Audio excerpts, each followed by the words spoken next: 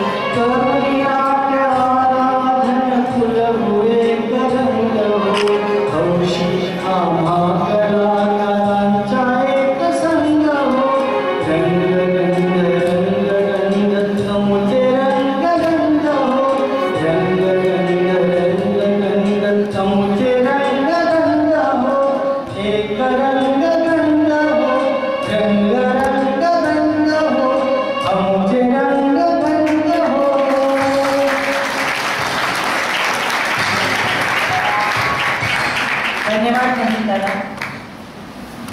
64 कलांच्या अधिपती असणाऱ्या गणपती बाप्पाचं एक सुंदरसं स्वरूप म्हणजे त्याचं नृत्य आविष्कार आणि नटराज हा त्याचा प्रतीक.